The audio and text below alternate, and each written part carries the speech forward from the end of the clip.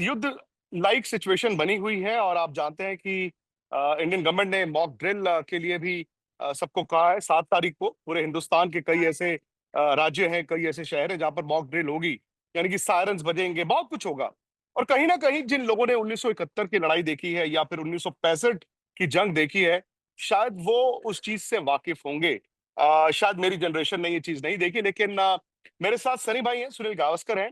और सनी भाई की जनरेशन ने ना सिर्फ मॉक ड्रिल्स या फिर वो सायरन सुने होंगे, युद्ध भी देखे हैं। सनी भाई, आज शायद 7 तारीख को हिंदुस्तान में वो चीजें होंगी जो 1971 में हुई होंगी, 1965 में हुई होंगी।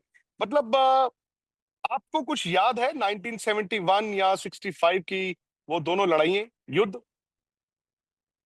देखिए, 65 के बारे में काफी याद है, क्योंकि मैं सिर्फ कुछ 15-16 साल का था उस वक्त। और उस वक्त जब वो लड़ाई चल रही थी, जंग चल रहा था, तो हमें हमें कहा गया था, मतलब पूरी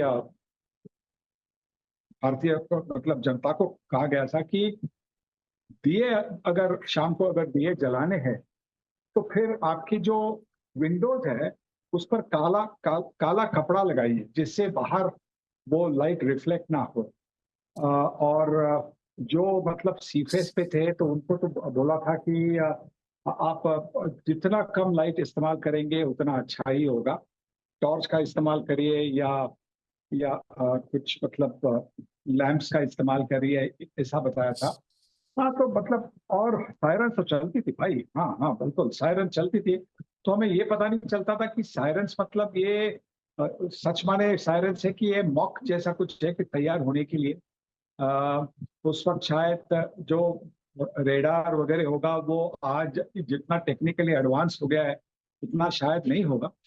पर हाँ, उस वक्त वो याद है, मुझे बहुत अच्छी तरह से याद है कि जो जो हमारे यहाँ मतलब खिड़कियों पर वो काला कपड़ा डालने के लिए आसान बनता था, पर जो वेंटिलेटर होता है ना, ऊपर का, जी।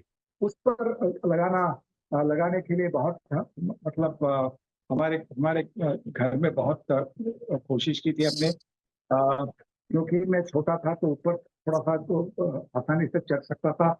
मेरे पे उस जिम्मेवारी थी कि वो काला कपड़ा लगाए। अरे भाई, वो मुंबई बॉम्बे हुआ करता था, आज मुंबई है। आज जी की जी जी। जनसंख्या पूरे इंडिया की देखें आप, बड़े बड़े शहर हो गए हैं। उस वक्त आबादी भी बहुत ज्यादा नहीं थी, तो क्या ये भी रोक टोक थी कि आप बहुत ज्यादा आबादी एक जगह पर इकट्ठी ना हो? जी बिल्कुल, ये भी कहा गया था कि कॉन्ग्रीगेशन मत करिए, क्राउड मत करिए, और जितना आप अपने घर में रहेंगे उतना अच्छा रहेगा। और काफी घरों में, काफी सोसाइटीज में उन्होंने एक शेल्टर जैसा बनाया था, मतलब अंडरग्राउंड, मतलब एकदम अंडरग्राउंड, मतलब डीप में, जो हमें आज हम बेसमेंट कहते हैं। उस जी वक्त वो जी। अंडरग्राउंड था, मतलब उससे कितना प्रोटेक्शन मिलना था वो पता नहीं था, पर कहा था कि अगर सायरन की आवाज आए, तो अगर हो सके तो वो बेसमेंट, आपके आपके सोसाइटी में अगर बेसमेंट हो, तो आप वहां पे जाकर रुकिएगा। सनी भाई, ये भी आपने सही बोला कि उस टाइम पे रडार नहीं थे, जीपीएस नहीं था। आज की तारीख में तो मतलब सबको पता होता है। दो जो अटैक करने आएगा उसको भी पता है कि कौन सा शहर कहाँ पर है। और यहाँ पर भी अगर आप देखें, आपको पता होता है कि वहां पर फ्लाइट उड़ चुकी है। उस टाइम पर जब सायरन बजते थे, तो क्या पैनिक होता था? मतलब सोसाइटीज में पैनिक होता था, लोगों में डर होता था? नहीं, डर नहीं। डर तो बिल्कुल मैंने कभी नहीं, किसी के चेहरे पे हमने डर नहीं देखा, कभी नहीं डर देखा। सिर्फ मतलब एक हम कॉशन लेते हैं ना, प्रिकॉशन, वैसी वैसी एक मतलब स्थिति होती थी, पर डर कभी नहीं, बिल्कुल कभी नहीं।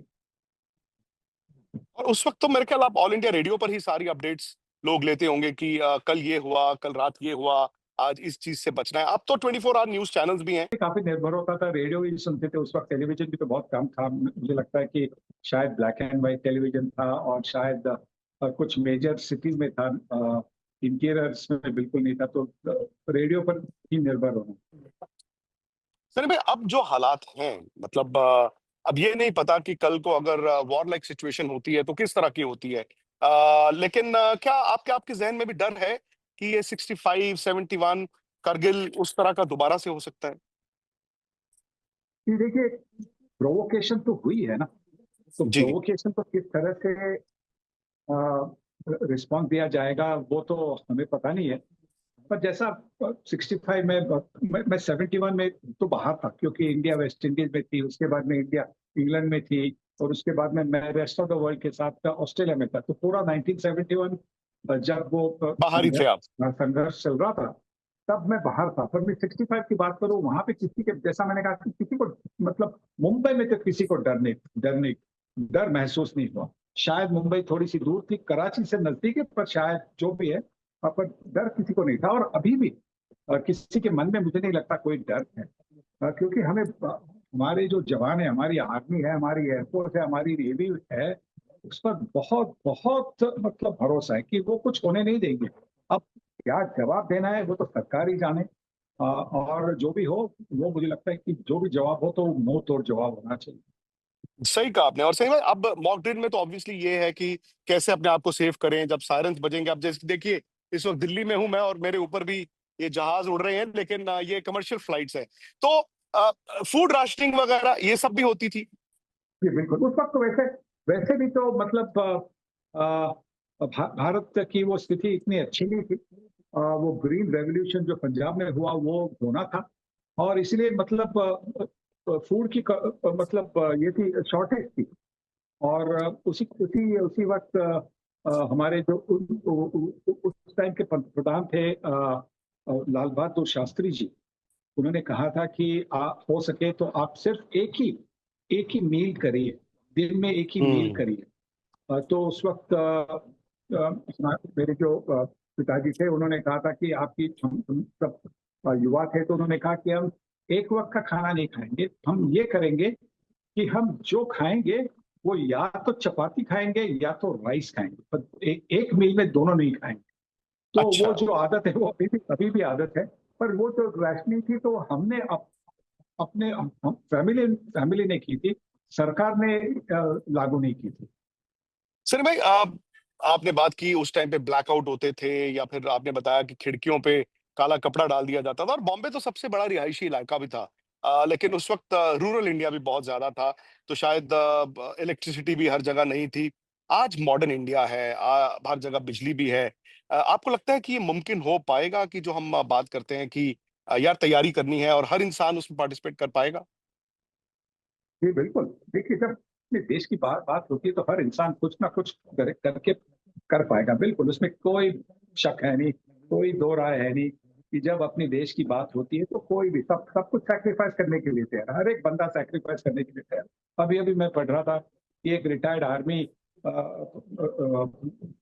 पर्सन है, 75 साल के, उन्होंने आर्मी चीफ को कहा है कि हम तैयार है, हम रिटायर हुए पर हम तैयार है। देखिए, यही तो मतलब सबकी जो स्पिरिट है ना, वो वही स्पिरिट है, देश के लिए कुछ भी करने के लिए तैयार।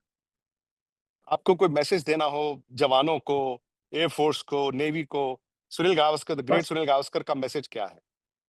बस हम तो आज भी जिस आराम से सो रहे, कोई जिसमें कोई चिंता नहीं होती, बेफिक्र सो रहे हैं, वो तो आप ही की वजह से, आर्मी की वजह से, एयरफोर्स की वजह से, नेवी की वजह से, हमारी जो डिफेंस का पूरा स्टाफ है उसी की वजह से। तो उन पर हमें नाज है, और नाज हमेशा रहेगा। हम आपको यही कहेंगे कि गॉड ब्लेस यू।